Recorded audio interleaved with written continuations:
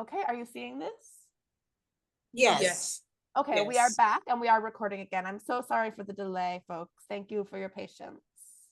That's okay. Do I have to start from the beginning? Start from the introduction. Oh, sorry. Do you mind beginning again?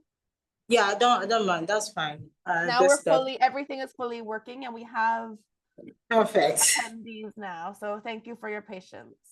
All right. Thank you. Thank you so much. Then it's been a lot, but thank you. All right. Good morning, everybody. Apologies for the delay. Thank you for your patience. My name is Adora Richard Ahamifula, and our paper today is on homegrown resistance. Now, this is not like an academic paper or something, but we are sharing our real life experiences and sharing our stories and how we've used it to build solutions in the for climate displacement. Please let's go to the first page, Burden. Thank you. So I'm diving straight into climate displacement in Africa, and we did a couple of research. We got details from IOM. We got details from individual stories, and so everything we are giving you is something that we've gotten in research from individual story and what we are proposing, and calling to action from the society. So understanding the impact of climate crisis on communities and the urgent need for innovative solution. With over 9 million people displaced, we must recognize migration as an integral part of identity and survival, leading to efforts that promote resilience and creativity in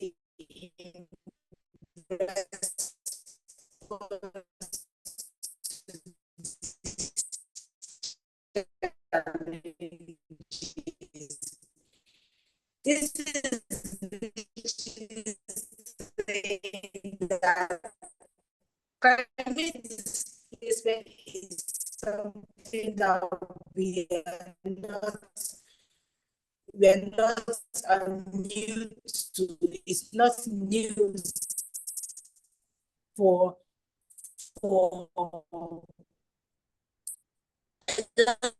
Yeah, Dora, you've just frozen a little bit, but hopefully we can continue. Right. Even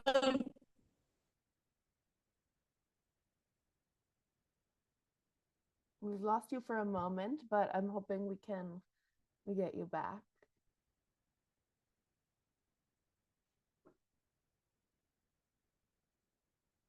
Thank you, everybody, for your patience. We're happy to have you here.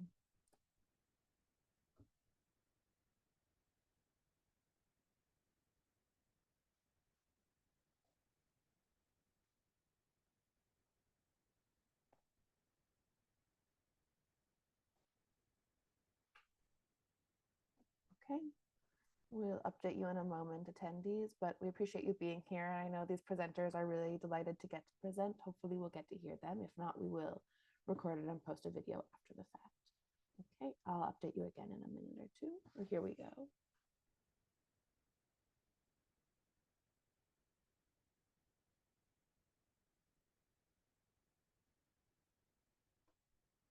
Hi, welcome back, Adora. We see that you're here again. If you're able to turn your video on and your microphone, we are continuing right now. We're still live with our attendees here.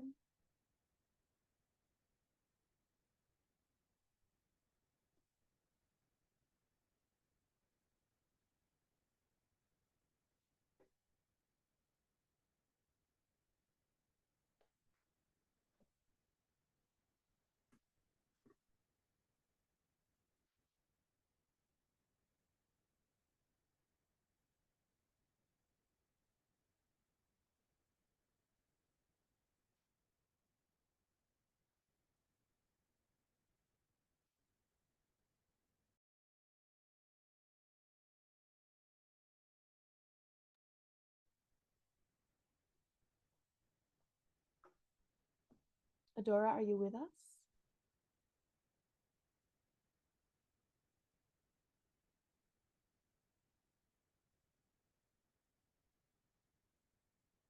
Okay, we've lost her again, so we'll continue when we can. At the moment, we'll keep trying. Thank you. You're back. Just uh, unmute yourself. Are we back? You're back. Okay. Can you still see my screen? Yes, I can see your screen. Great. You can continue. We do have our attendees still here, and we're still recording. Okay, thank you. So going, please, next slide, please. I'm going straight to the key data and key data on climate displacement.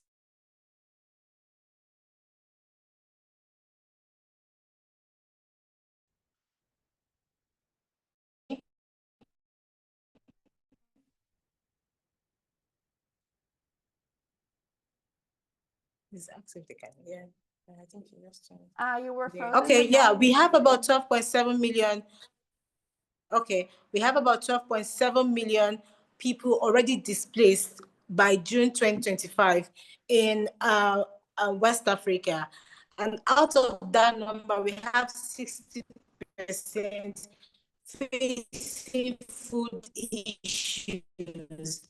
We also, there's a projection that by 2050, in West Africa alone, we'll be having about 32 million people at risk of displacement. And we also saw that 2 in 5 people who are facing displacement issues are also suffering from mental health issues. So it's just a lot of things to deal with in this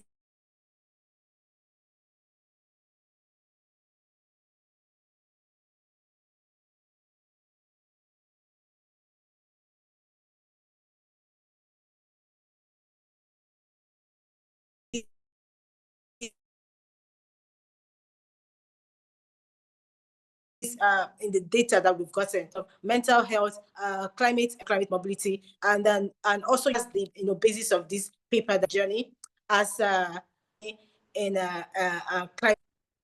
Next slide. Okay, so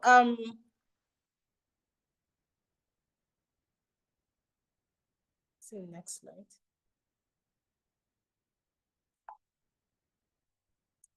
Thank you. So my journey literally started is my journey has been talking about displacement for a while. I am originally from Imo State, here in Nigeria. Imo State is the eastern part of Nigeria. I'm Igbo, that's my tribe. And when after my university, I went for my national youth service. It's a compulsory national service that every graduate must attend, and it moved me to another eastern part of the country, which is Akwa Ibom. But after I finished, I knew that I wanted better for myself as a creative, and I knew that I wanted to move to a more progressive place, and that began my migration into Lagos. Currently, I'm in Lagos. Now, I moved to Lagos in 2019, started working in the oil and gas sector as a business developer. 2020 hit, and everybody was, displaced. Everybody was laid. Most people were laid off of their jobs. I was also working in the agri company as at the time, and we were laid off. Then I knew that I could, start by myself. I could do this work. I already had experience, and that was how I started my grain business. I concurrently started my grain business, my agricultural business with my creative business, but the emphasis wasn't on the creativity at the time because I was pursuing capital and pursuing, resources and financials. Then for the agri business, it went on for about 2 years. We faced systemic exploitation. We faced shortage in supply because of the pandemic.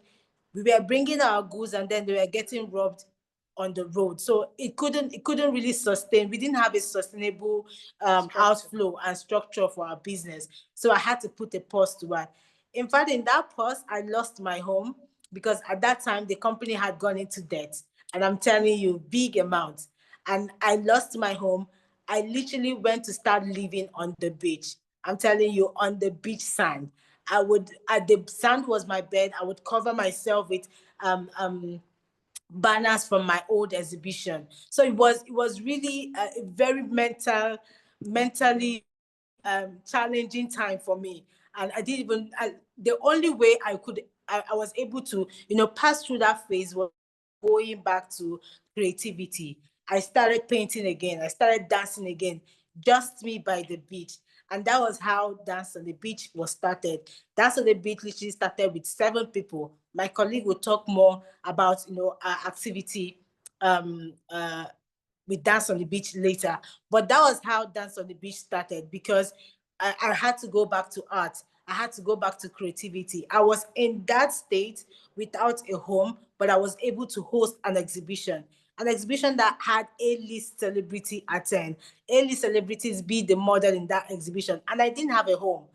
And I didn't have food, but putting out that work was more important to me than my living in situation. And the thing about community, that many people that get displaced, they do that because they are looking for a sense of belongingness.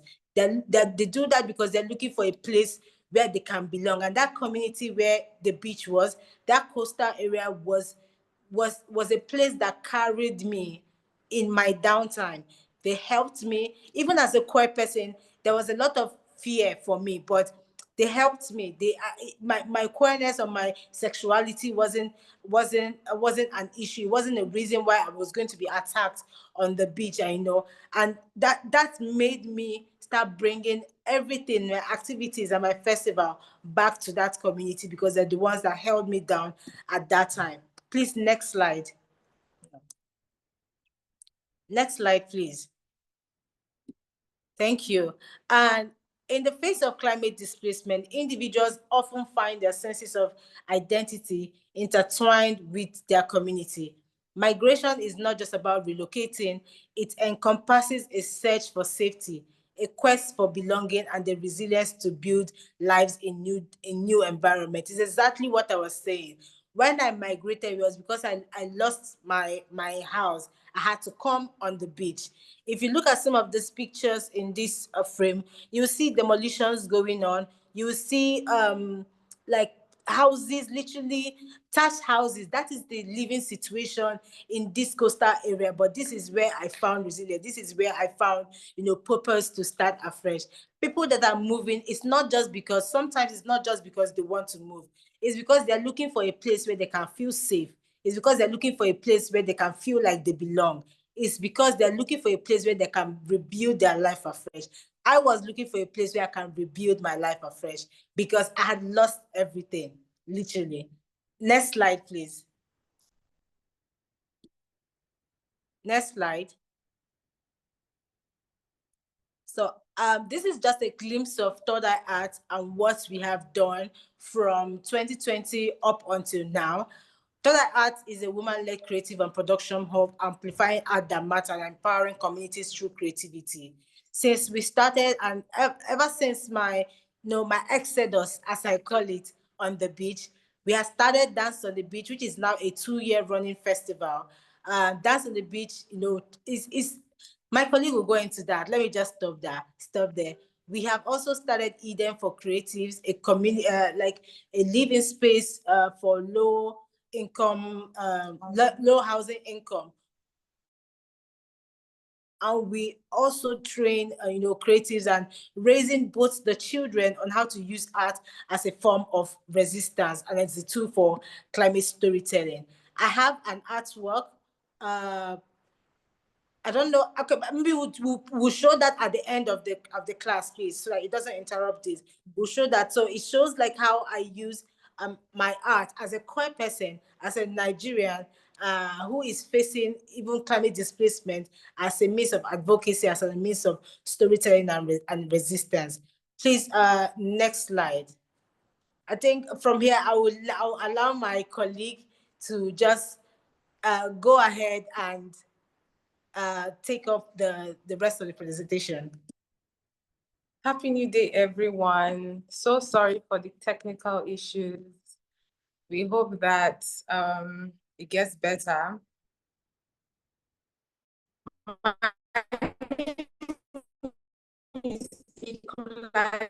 And I am from Okrika River State, the south of Nigeria. So mostly it'll be easy for me to communicate it to you guys. So please bear with me and let's start. So like Adora said, this is not about it's not focused on what's the word? Classroom teaching. This is real life experiences that we're here to share, and we hope that it motivates you. So when I was invited to speak here at Western Michigan University, I took a quiet moment to ask myself, what does homegrown resistance really mean to me? I thought back to my journey that brought me here. I grew in spaces, my grandmother's house, homes of strangers that promised to send me to school. I never really belonged anywhere, but always observing, always creating means out of chaos. Over the years, I became many things: a receptionist, a communication therapist, a model, a creative, a founder, child advocate, epilepsy advocate, and a woman who uses her story as a mirror for others to see themselves. My art, activism, and my storytelling has all been born from the need to make sense of displacement. Not only the physical kind, but the emotional and spiritual placement we experience when we are uprooted from safety, from dignity, and from community. So when we talk about climate displacement, I don't just think of rising sea levels. I think of young people who have lost the rhythm of their own voices and how art and creativity can help them find it again. One of the most powerful lessons I've learned is that communication in itself is a form of climate action. Before we lose homes, we lose our voices. Before communities are vanished, silence creep in first. And I have always believed that to fight silence, we need to speak, we need to move, and we need to create and connect. I'm a huge advocate of using your voice, because we are grown and groomed in communities where we are told that we shouldn't speak, we shouldn't use our voices. And if we really, really want to fight climate injustice and fight migration and actually help people that matter, then we actually need to use our voices. In my work, whether through my podcast, Talk with Elnora, or through my social media advocacy, I use communication as a bridge. If you can tell, I'm a huge talker. So I love to communicate because that is the easiest and the weapon that I have in order to express myself. My podcast actually started as a space for conversation around real life issue, right? But it evolved into a home for deeper topics like child marriages, contraceptions, gender equality, and mental health.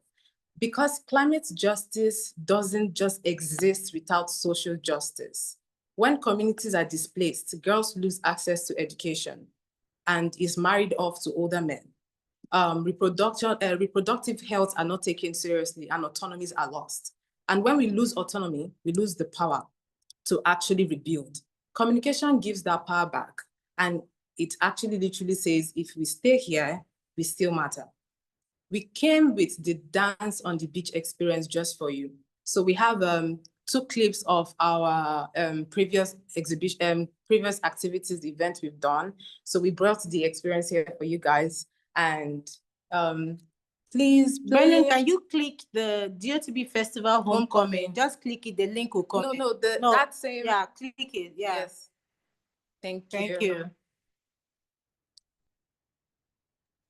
Do you see the video, or I might need to read? Yeah. Yeah. Yes. You just play. You see it? We don't have the sound. Yes.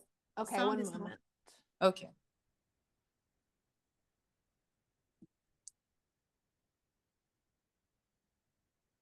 I just pause and share it with sound. One moment. Okay. Thank you. Yeah.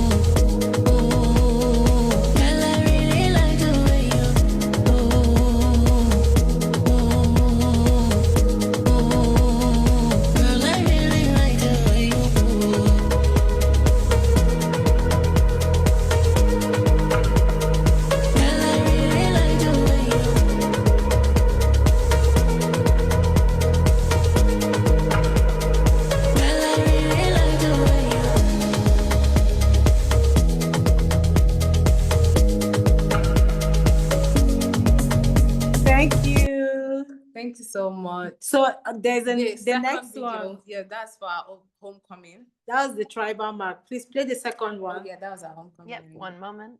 Yeah.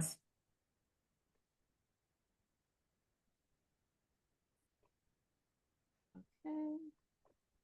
Does this one have audio? Yes. Yeah. And news. My name is Gratitude Imokwede. Here are the stories for today. The Dance on the Beach Tour Fest, a 3-day extravaganza held at Takwa Bay, Lagos, was a vibrant celebration of art and culture. The festival brought together creative minds and showcased a diverse range of activities. We spoke with the event convener about the significance of culture and the festival's impact. Creatives get to see themselves, like mirror each other, watch each other, give up the best of them, and in so doing, this festival draws out parts of creatives that they don't even know that they have. You can come here feeling like I'm a painter, and before you know it, you're making music. You come here, you say, oh, I'm a musician, and you're making art. It literally happens before our eyes. So this is where creatives get inspired.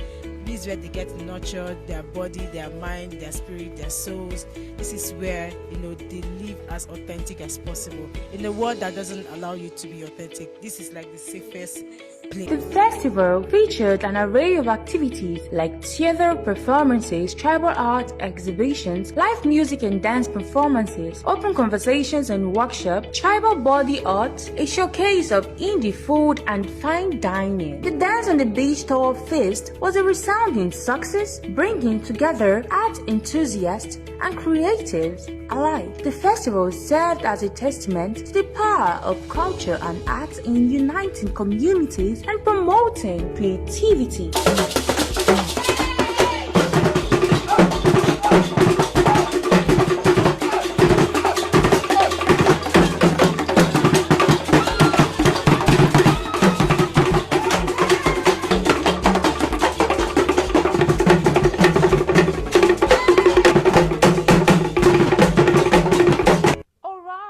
That's all we have on entertainment news. Thank you so much for watching, and keep watching Entertainment News on Galaxy TV. Thank you. Thank you so much. Thank you so much for watching. So these are real life experiences, and I can tell you for free that while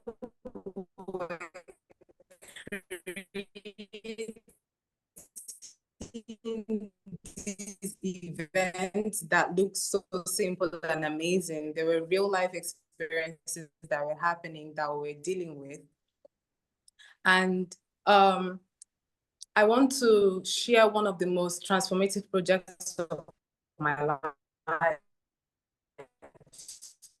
which is Dance on the Beach. It's we create a space for just express themselves freely. The first time I ever got to attend Dance on the Beach was what converted me to now being the global sales manager of this organization. And don't go out. So sorry for the net. Yeah. So the first time I attended the event, it changed.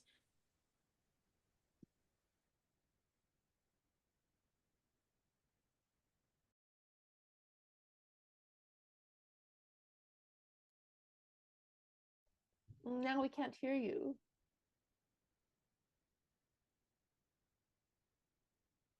Okay, one moment.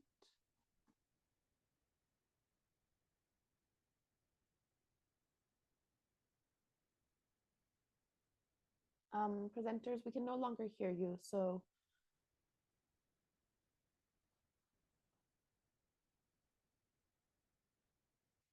I'm not sure if you can hear me either. One moment.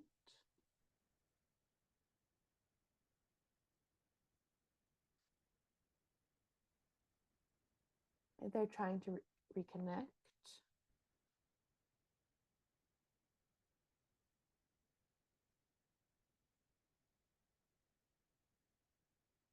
Okay. Can you hear now? Can you hear now? Yes, this is great. Okay, you're back. And can you still see my screen? Yes. Okay, continue on when you're ready, Yes. please. So okay, not against government, but against numbness. Because to dance in a world that keeps breaking you down is to say, I am alive. Eden is a settlement for displaced youths. For women, it's about dignity beyond shelter and about building spaces that nurture both creativity and sustainability. When my colleague was speaking, she spoke about Eden, and I want to give you a bit about Eden. We imagined Eden as a place where displaced artists, youth and women can live, learn, and create together, surrounded by gardens, powered by solar energy, and sustained by community. And I am firsthand living the Eden experience. And what is the Eden experience? As the name implies, it is living in a sustainable environment that is healthy, that is taken care of, that is down to what we eat, our food, the water we consume, the air we breathe, because we started Eden with it just being a deprogramming of the mind. And now we've evolved into making it a real life experience. And this is what we are looking to build. A world that talks so much about crisis, we wanted to build something that whispered hope. And as someone that firsthand has lived the experience, Eden is not just shelter, it is blueprint for dignity. This vision comes from lived personal journeys through moments where people had to start from nothing.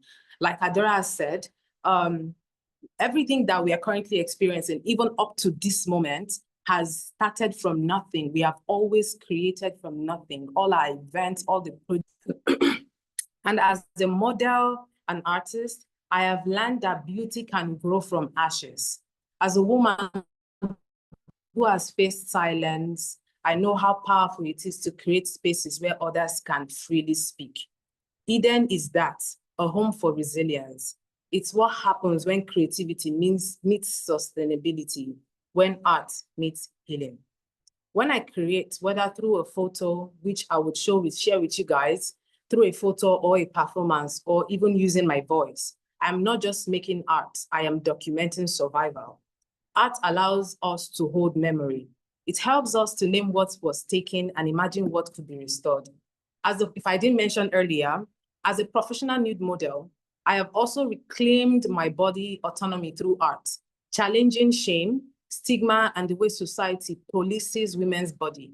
Modeling has taught me that my body can be a statement, a landscape of truths, resilience, resistance, and freedom.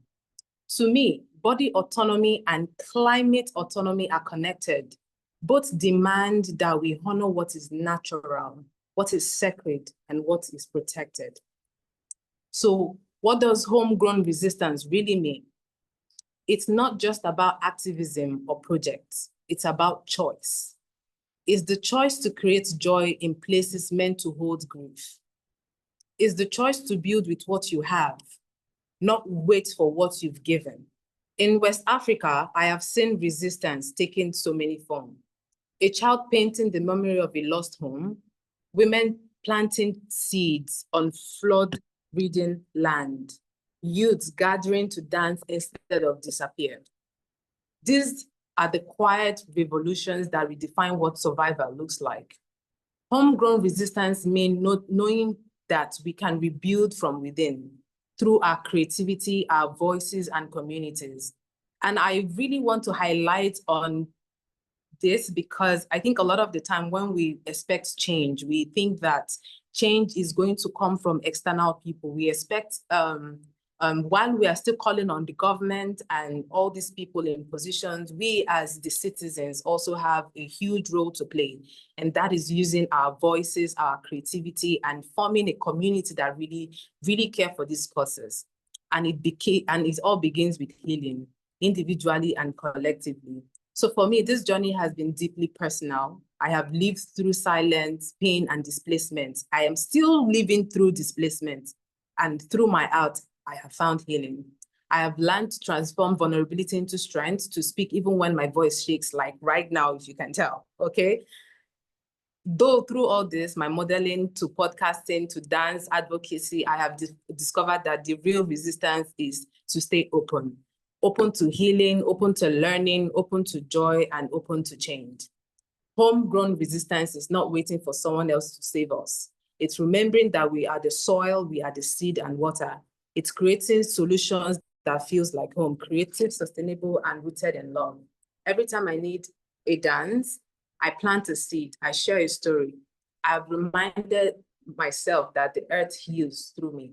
We are not separate from nature. We are nature remembering itself. So as you listen today, I hope you live with this, that healing is a form of activism.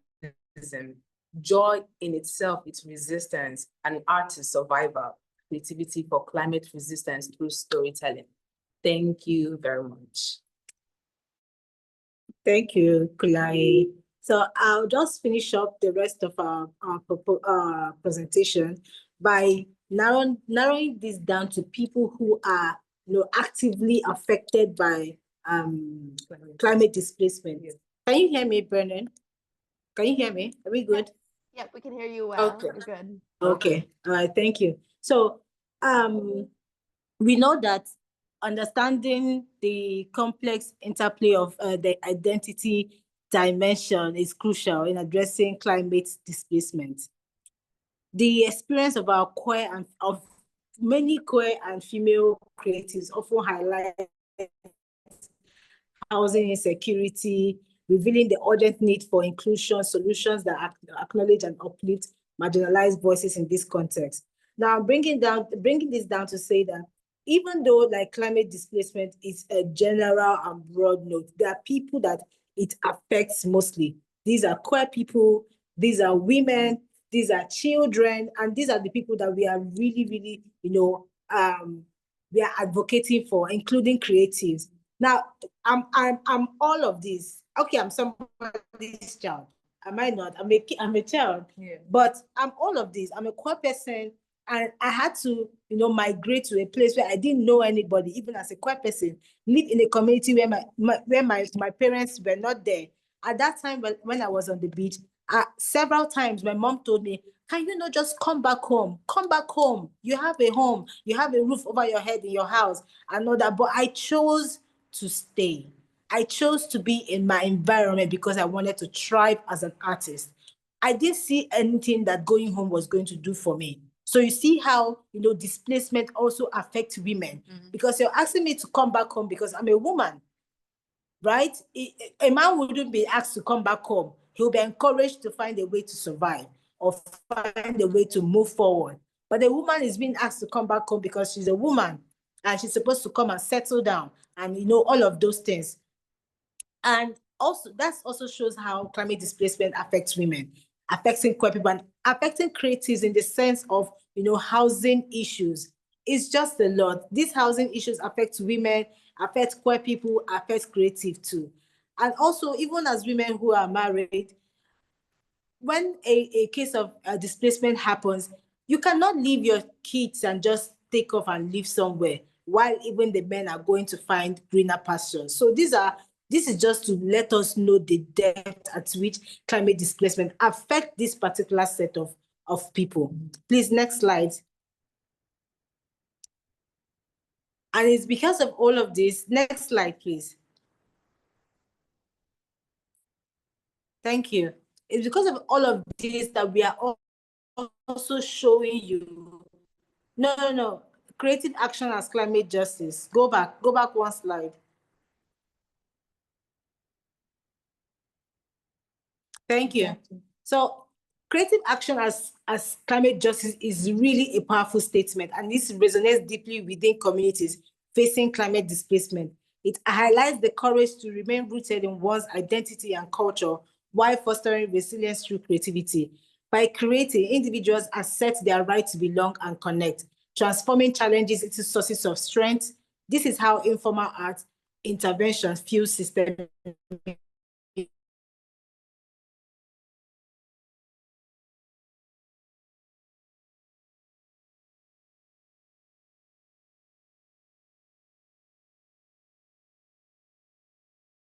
gaps. It was solely because in that community we had the summer class for kids, their environment to use what they have in their environment to to make art, to find joy, to be a form of resistance for them, even in that environment, and also as an alternative to education, because many of these beach kids are not educated, they're not going to school. So because of these events that we keep bringing to this community, they could see it as an alternative means to finding joy, to finding skill set, to finding ways to make a living. We use art sessions as therapy sessions. And from our events, we educate. We have exhibitions, we have festivals, we have private therapy sessions, we have webinars, a lot of things that help us to pass messages down to people. And we also have because we're also partnering with Boma Foundation, which is a foundation that my colleague heads. We use this to pass medical epilepsy awareness, especially epilepsy in children. So this is what we have been using art to do in this community where we found ourselves. So next page, please. This is the images of everybody you see. Yeah, the images of everybody here, these are real human beings. And we have something we call the tribal circle. These are people who have contributed their money, their energy, their time, their voices to see that Dance on the Beach is a movement that has become global in the way that we see it now.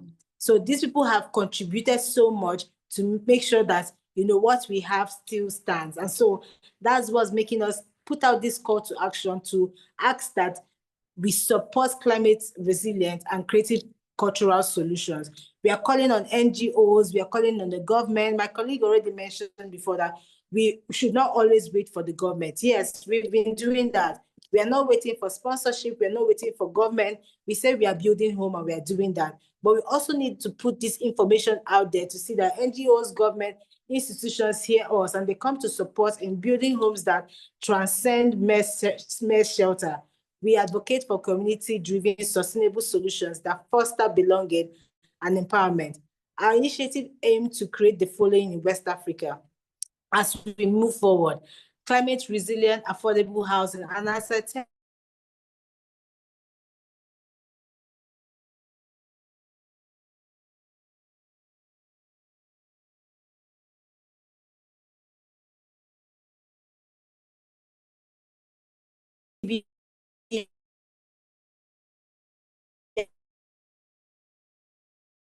Eden gets to a lot of African countries, and we just keep moving like that. So it means that we will keep migrating until we pass this message around West Africa and ensure. So we are working on the West Africa. We are creating art-based mental health centers and all of that to bring out these stories. And of course, with good funding and resources, we can put out animations, we can put out film. There are a lot of ways that we can tell climate stories with creativity, but it has not been explored at all. It has not been explored to the depths at which we want to go. So we are also creating creative climate courses and policy adaptation in higher institutions. Because I'm an alumni for International School of Climate Mobilities, we are already planning out ways and ready to be that you can also help us. If we have a talk with Western Michigan, we can create a course where our students can also learn about creative climate courses and how to use also more opportunities in the climate spaces, because a lot of us do not know. Yeah. So next slide, please. Yeah, next slide. Thank you. This is Toda Art's dream.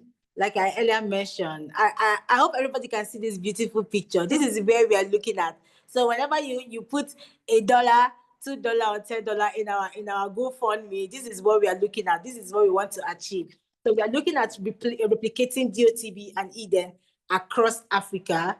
Like I said before, we are in the middle of a migration. We are in the middle of moving to another African country to see that this can happen. We do not know anybody there. We don't know how we are going to do it, but we are going to do it regardless.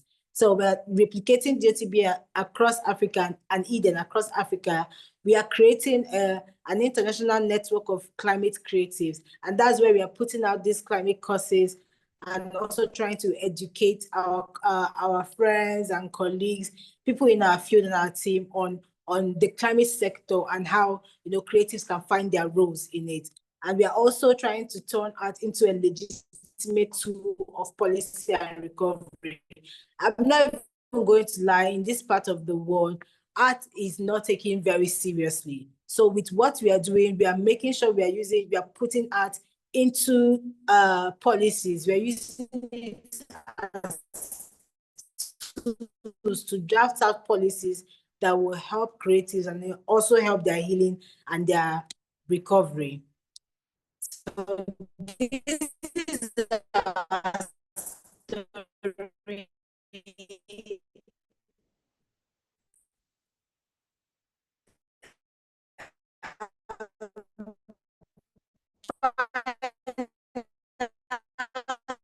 Slide, please, before we can go to the.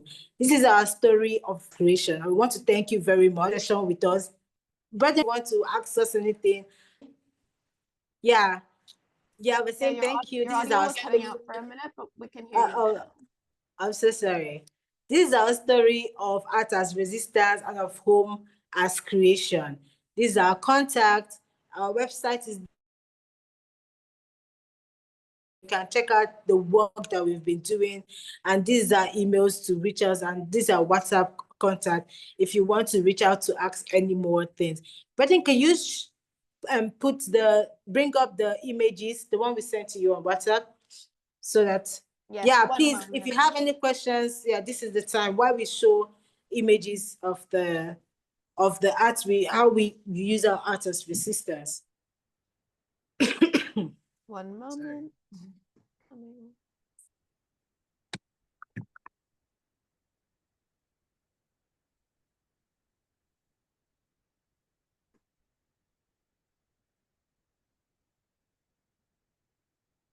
Okay. Are you seeing this?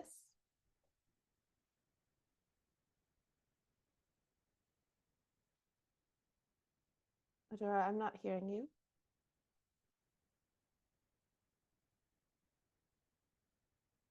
We might have just lost the speaker's audio for a moment, but they'll be back.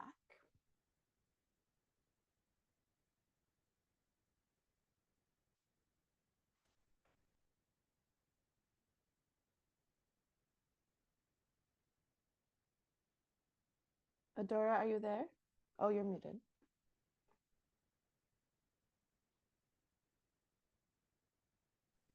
Thank you so much. So I'll go first, and Iklaya would talk about her own images. So this image is a part of a series called Lady Justice. I'm a Nigerian. The green, white, green signifies our flag, and I'm just this is a cross, and we have different individuals on the cross. So this Lady Justice is literally telling the tale of how, you know, religion as a tool has become a tool of oppression for queer people, trans people, for women, for children. Even in this, the country as a whole, our justice system doesn't give us justice. We are in Nigeria right now, almost every day, there's a case of femicide, there's a case of justice for this woman, justice for this child, justice for this and justice for that. So this is how I'm using my art as a tool of resistance, and as I also have other arts which I've used to address climate displacement and climate issue. I just wanted us to have a glimpse of how that works out. So Claire could explain. Can you go to the next picture so that, Okay, amazing. Thank you. So these images is a series called Ancestral Embrace. And it's like the name implies, it's literally accepting your ancestry. And these images were inspired by the African beads. We played a lot with seashells, painted seashells. We played a lot with raffia. But this is all using our materials in Africa. And my body as a model to tell climate and creative stories. Because I learned firsthand that if I did not speak up for myself, you can also go to the next images. I learned very early that if I didn't speak up for myself, if I did not use the tools I have, then it meant that I was going to die without really authentically expressing who I am here and who I'm meant to be. So I use my body and my art as a way to push these informations to people, because sometimes people really don't want to sit and listen. But when you show them images, or when you have another way to tell these stories or communicate these stories, people often listen. And I am very grateful that with the kind of work that I have done with my work, a lot of people now listen to conversations like this. Like, I'm literally here because of creativity. So it's been such an experience, and yeah, this is how I have been able to use my work to tell climate stories. And that brings us to the end of our paper and presentation. Thank you so much. Thank you very much for having us. And the drama. Thank you all for being here. We have a number of more sessions today, beginning in about 15 minutes. Thank you both. We're going to go ahead and end the webinar now. 1 moment. Okay. Thank you. Thank you. Thank you very so much. much.